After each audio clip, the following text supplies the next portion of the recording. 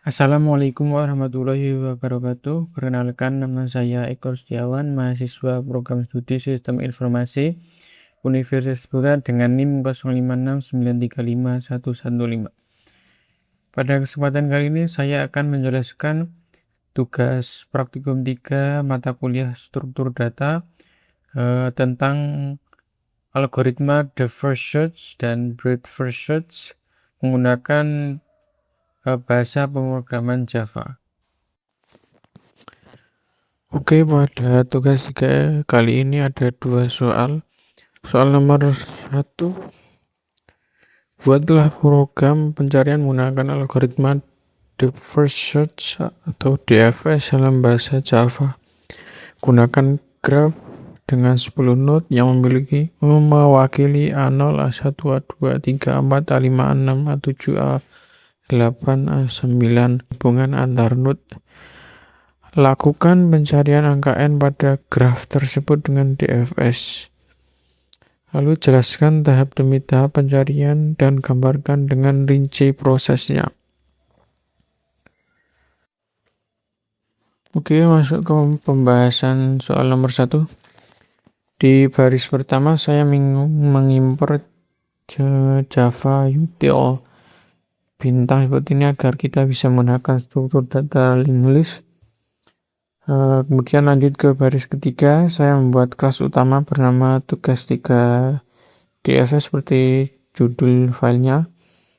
Di dalam kelas ini pada baris keempat dan kelima saya mendeklarasikan dua variabel v bertipe integer untuk menyimpan total jumlah node, dan variabel array adj bertipe linked list yang berfungsi sebagai agensi list untuk mencatat hubungan antar node.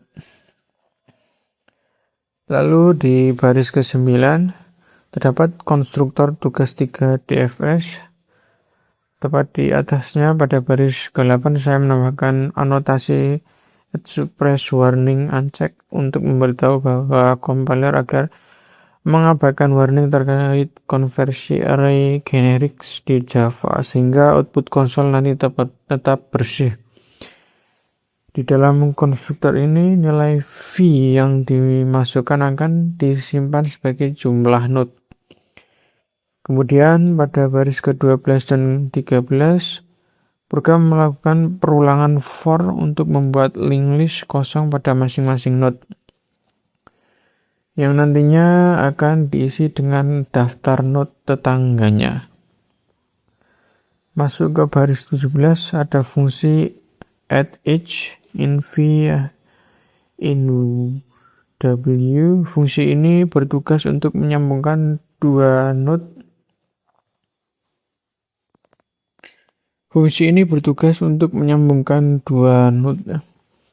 Pada baris 18 ini saya masukkan kode W ke dalam daftar milik V, dan baris 19 ini memasukkan kode V ke dalam daftar milik W. Penulisan timbal-balik ini menegaskan bahwa graf yang saya bangun sebelumnya adalah graf yang tidak terarah atau undirected graph. Oke, sekarang kita masuk ke fungsi utama algoritma di baris kedua 3 ini, yaitu DFS util. Ini adalah fungsi rekursif. Di baris kedua 4, saat suatu node dikunjungi, node tersebut langsung ditandai dengan nilai true pada array visit. Lalu di baris ke-25 program langsung mencetak nama node tersebut ke layar. Selanjutnya di baris ke-28 ada pengecekan kondisi. Jika node saat ini sama dengan target yang kita cari, program akan langsung mencetak pesan berhasil dan langsung mengembalikan nilai true untuk menghentikan seluruh proses pencarian. Nah, jika bukan target, program masuk ke baris ke-34 ini. Melalui perulangan for ini, program akan mengecek semua node tetangga dari node saat ini. Jika ada tetangga yang belum dikunjungi, fungsi DFS util ini akan memanggil dirinya sendiri masuk ke node tetangga tersebut. Proses rekursif inilah yang membuat DFS terus menggali ke cabang terdalam sebelum mundur. Lalu di baris ke-42, fungsi eksekusi DFS ini saya buat sebagai bungkus agar eksekusi lebih rapi. Fungsi ini hanya menyiapkan array visitor sebesar jumlah node pada baris ke-45. Lalu memanggil fungsi DFS util di baris ke-46. Selanjutnya terakhir di baris ke-49 adalah main method tempat program dijalankan. Di baris ke-50 saya membuat objek graph G dengan parameter 10 merepresentasikan node A0 sampai A9.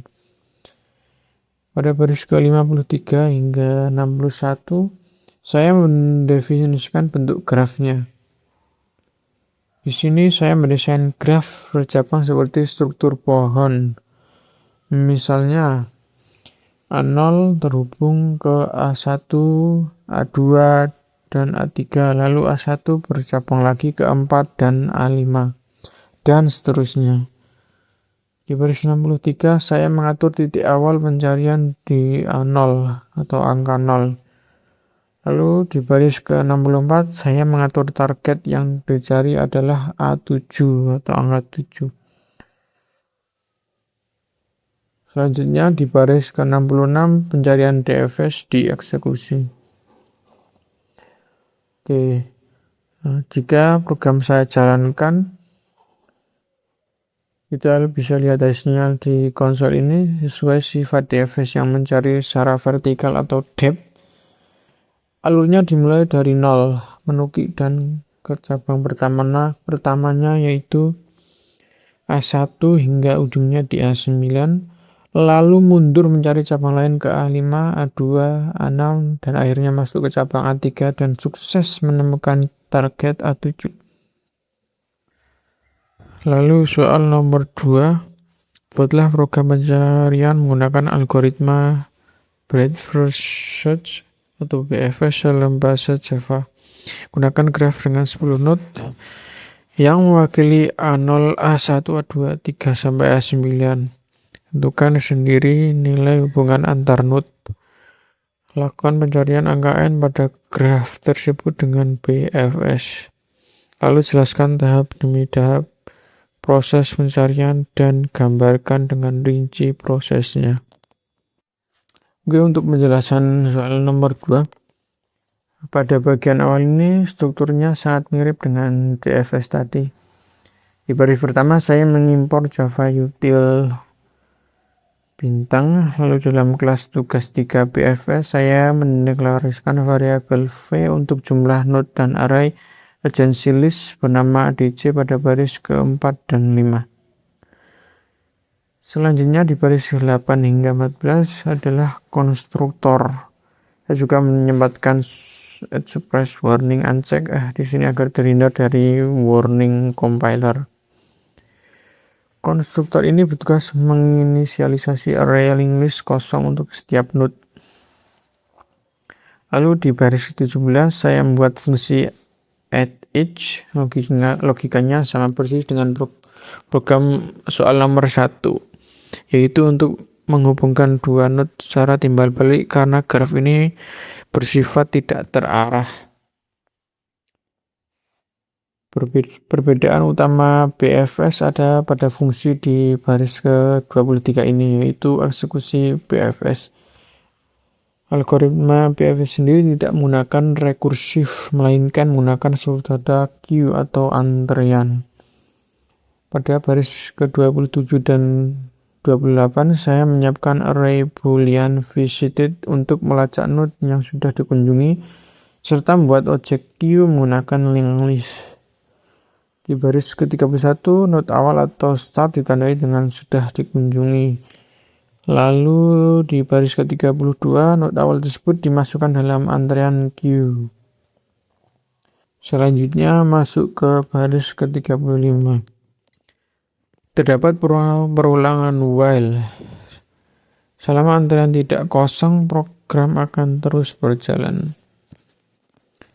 Di baris ke-37, elemen paling depan dikeluarkan dari antrean menggunakan perintah poll. Lalu dicetak ke layar di baris ke-38 ini. Di baris 41 adalah kondisi pengecekan jika node yang dikeluarkan tersebut adalah target yang dicari. Maka kita pesan sukses dan hentikan fungsi dengan return. Namun jika bukan target, program melanjut ke baris 47. Di sini program menggunakan perulangan for untuk melihat semua tangga langsung dari node tersebut. Jika ada tangga yang belum dikunjungi, tangga itu ditandai true dan langsung dimasukkan ke baris belakang antrean queue. Inilah yang membuat BFS menelusuri graf secara melebar atau horizontal, lapis demi lapis. Di baris ke-56 di baris ke-56 ini adalah main metodenya. Saya membuat objek graf G dengan 10 node dari A0 sampai A9.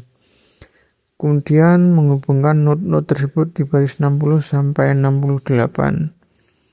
Bentuk graf dan strukturnya saya buat persis sama dengan soal nomor 1 agar perbandingan algoritmanya terlihat jelas. Mulai pencarian diatur dari A0 dan targetnya adalah A7. Terakhir di baris ke-73 ini fungsi eksekusi BFS dijalankan. Oke, selanjutnya kita lihat hasil programnya. Bisa dilihat di sini jalur pencariannya sangat berbeda dengan DFS karena BFS mencari secara melebar. BFS ini mengecek semua tangga level pertama dari A0 terlebih dahulu, yaitu A1, A2, A3. Baru setelah itu BFS turun ke level berikutnya untuk mengecek A4, A5, A6 hingga akhirnya menemukan target A7 pada cabang milik A3.